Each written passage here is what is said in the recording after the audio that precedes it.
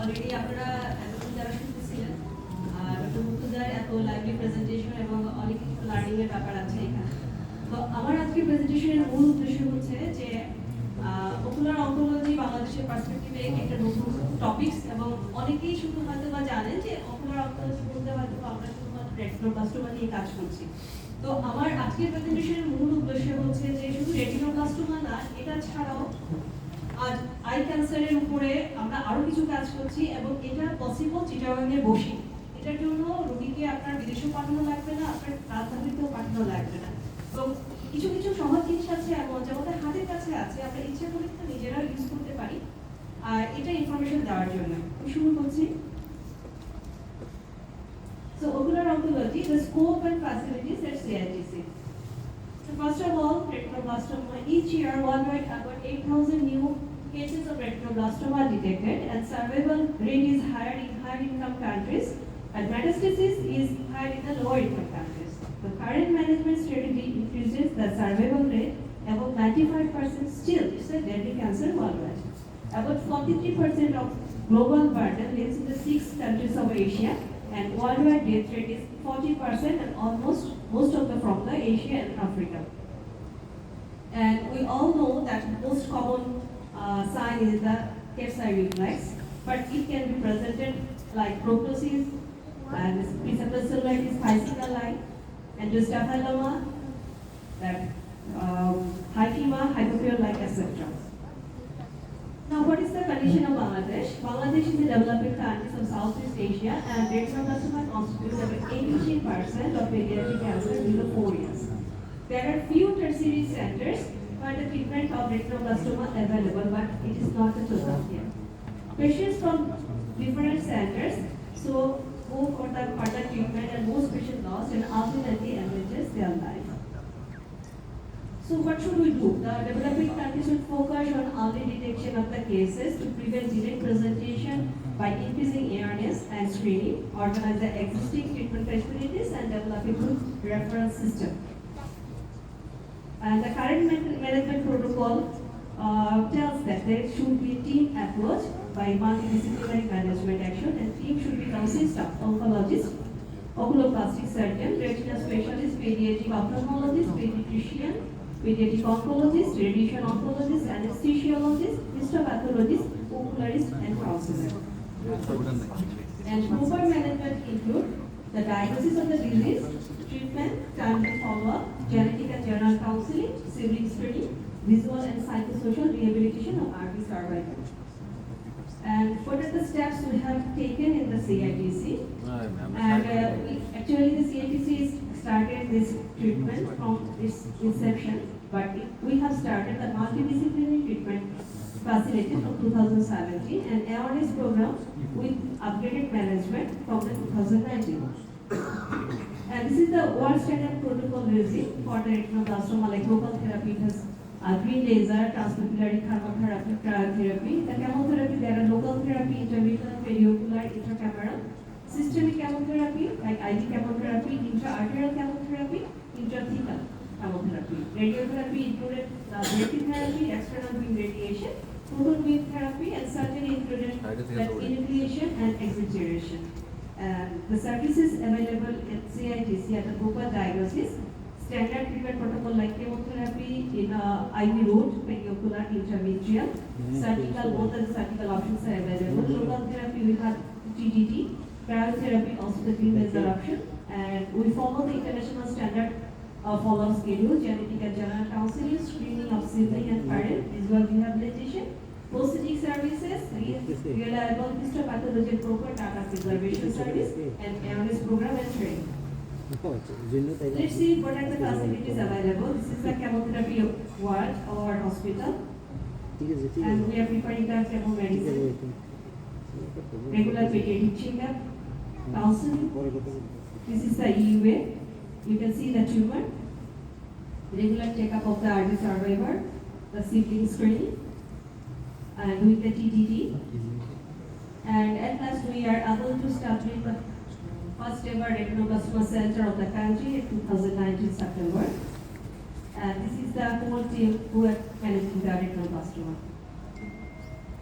And for all general surgeons who are doing retinoblastoma initiation, we should take care about the globe and optic nerve. You can see the first picture. There is a optic nerve. Optic nerve. You can see there is bending down. And the second picture, you can see that is optic nerve is upright. At least it is infiltrated by the tumor.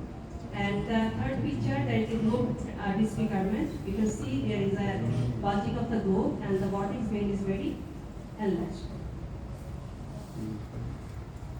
And let's see some cases. This is one of the cases. It was referred from the Dhaka, and the patient received already 21 chemotherapy cycle, and he was inoculated one eye, and then his second eye was like that. Huge tumor with lots of vitreous. And after giving the IV chemotherapy, intravitreal topotecan, and transpipidine chemotherapy, you can see the result. And this is the final outcome, progressive final outcome.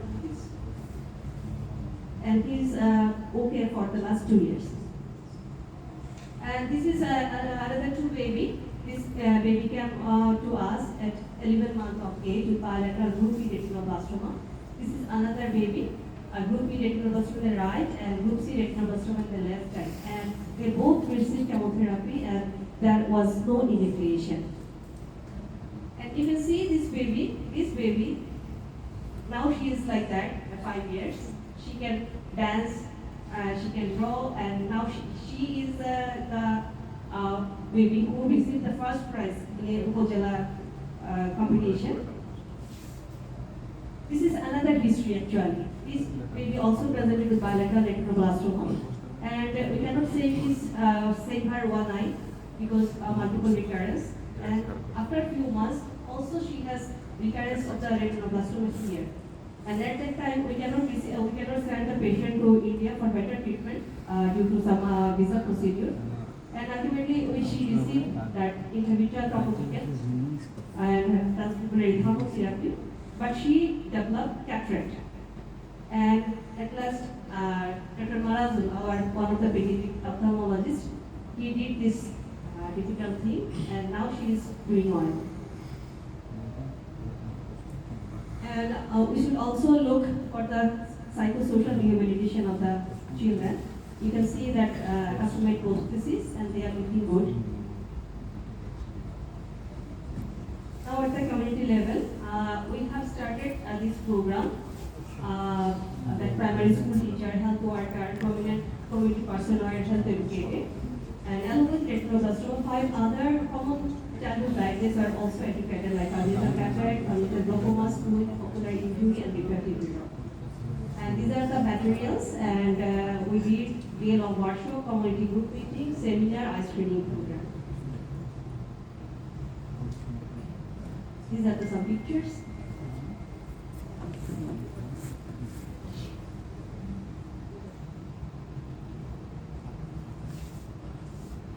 And another thing is counseling. Sometimes we miss the counseling.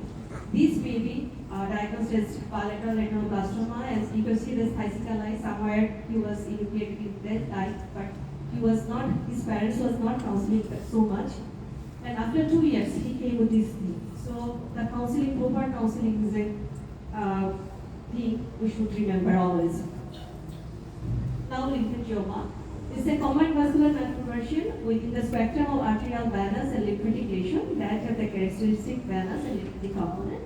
In the orbit, it may be superficial, deep, or diffuse, and they may enlarge slowly or remain clinically silent unless a sudden engorgement due to the international hemorrhage occurs, producing a mass effect leading to the globe displacement, strabismus, compressive optic neuropathy. The mainstay of the therapy is surgical excision, but due to the diffuse infiltration in the orbit, total excision although is not possible. So sometimes extensive surgery may cause the iatrogenic damage to the vital structure. And these are some other modalities. And here we are showing the case, the baby presented with a huge proptosis with a chocolate cyst. And this is his CT scan. And we diagnose the case as orbital lymphangioma. We draw the bloods from the chocolate cyst and introduce the intervention of bleomycin. And you can, after 3 cycles, you can see the picture of his face. And orbital lymphangiomas is not always encountered in the children. It may be happen in the adult cases, and we are nowadays we are getting few patients like that. This lady, she was fired from her job due to her ugly looking face, and she came to us diagnosed as orbital lymphangioma, and you can see after 4 cycles the face is like that. Now she is abroad with new job. Another one that OSSN is there are various varieties like conjunctival intraepithelial neoplasia, corneal epithelial dysmaturation, Soma carcinoma, and leukoepithelial carcinoma. There are various pictures of like that. It may be papillary variety, it may be pigmented, it may be leukoplatic, it may be nodulo-ulcerative like that. It may be like hues, and even only the corneal. Sometimes these corneal OSSN patients moves to doctor and diagnosis like that, viral keratitis like that. So they are suffering very much. So any corneal opacity not improving to the normal treatment, we should think about the corneal OSSN. And there are various treatment options. Usually our surgeon does the surgery like a simple excision, but this need actually excision of the lesion with double stitch cryotherapy plus minus alcohol epithelectomy in a non-touch technique. In excessive cases, we may go for the extended enucleation. This term is new, I think, for you, the extended enucleation. And if the tumor involves the fornix, we must go exenteration. And there are another thing is topical chemotherapy. In most centers, they are using topical chemotherapy. It may be interferon alpha 2B, mitomycin C, 5-AQ, and topical subconjunctival anti-VHL. And now I am telling one case at COVID period. Actually, a 60 years old man came with this vision, and he had a history of recurrent conjunctival lesion in the left eye and history of 3 times surgery within the last 8 months. And received topical, also received topical mitomycin C for the consecutive 3 weeks. And this is the first picture of his presentation, and we counseling him again for the surgery, but he just left, and after 3 months came with this huge recurrence. So necessity is the mother of invention. We thought, what can we do actually? And literature search shows that one of the case report was introduction of PET interferon alpha 2A, because interferon alpha 2B is not available in our country. So we tried this thing, we gave them gave international and also that drops form in 4 times daily. PET interferon alpha 2A is available in our country. So this is a follow-up. It's after 1 month, it's after 3 months, and after 6 months. And it is actually innovation of Dr. Mukuza. This is the second case. Soon after the first case, the second case came with this nodulo-ulcerative variety. It is very aggressive variety. We also tried this thing, and you can see that thing. And he needed actually with this chemotherapy, also underwent surgery. This is the corneal OSSN. During the COVID period, one of our medicine specialists came to us this corneal opacity, and he was treating elsewhere, like viral keratitis. And as there is COVID period, there was no options for him to go outside the country. He came to us, and we just told him that we have started new thing here, and this is a practice basis, this is a trial basis. If you agree, we can just start. And he agreed because there was no option. And after that, you can see this corneal OSSN progressively healed after 3 months. So to manage our case, we have tried PET interferon alpha 2A instead of interferon alpha 2B because its availability and cost. The cost of each vial of PET interferon alpha 2A in the local market is approximately $100 USD, whereas the alpha 2B is $200 USD. And after that, we have think that interferon 2 alpha A is also too costly for some patients. So what is the alternative? And this is the topical 5-AQ. It is not available. The injectable form of 5-AQ is available, so we make it the drop. And this patient presented with huge, this is a about 270 degree OSSL with corneal part. And after 4 cycles, you can see the result picture. So we avoid the surgical excision here. This is another patient, leukoplakia variety, and after just 1 cycle, the leukoplakia disappeared. And you can see this patient and easily diagnose what is the case. All of you can know this is the capillary hemangioma, but the thing is, the age was 2.5 months, and usually the propanolol is advised to prescribe after 3 months. But in this case, we prescribed the propanolol, and after 1 month, some vascularity disappeared, and after 6 months treatment, there is huge difference.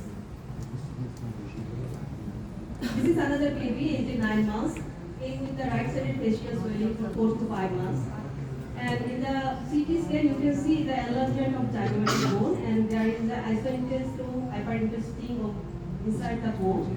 And he was diagnosed as interosseous capillary hemangioma of zygomatic bone. And he was also treated with oral propanolol, and just see the difference. This is the final part. Now something about the choroidal hemangioma. It's the uncommon venous vascular tumor of choroid, typically two forms circumscribed and diffuse. This is the circumscribed variety. It is a sporadic and isolated ocular abnormality without any associated systemic abnormality. It may be an accidental finding or may present as a decreased vision metamorphosis depending on the location. These hemangiomas are low to medium elevated orange-red colored round lesions. They may be associated with subretinal fluid or overlying intraretinal cyst. This is the diffuse choroidal hemangioma. The diffuse hemangioma is poorly defined border and extended over a broad area of the posterior choroid. It is characteristically associated with cutaneous, ocular, or central nervous system finding. About half of the patients with Stark-Weber syndrome have a diffuse choroidal hemangioma. It is usually unilateral, but in the picture it is the bilateral presentation. It produces an extensive tomato ketchup red choroidal appearance and may associate it with glaucoma. And there are treatment options in our country. We may use that anti-VHL, photocoagulation, PDT with oral propanolol. If we see the management cost, government versus private, all are costly thing for the patient. But oral propanolol, this is the 1 month price, 1 to 1 BDT. If we prescribe the 40 milligram oral propanolol. And these are some pictures. This patient received, this is the solitary choroidal hemangioma, and oral propanolol and PDT just replace the size. This is the reduced choroidal hemangioma, Stark-Weber syndrome.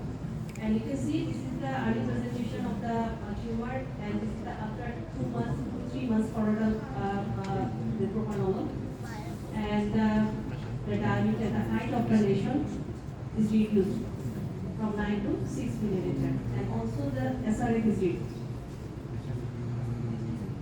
This is another patient. Unfortunately, I have lost the 3 different pictures, and they have some drawing. Actually, this is the drawing, and he had this exudating RE, and ultimately receiving the oral propanolol, TGT, and anti-VHL. Now this is the picture.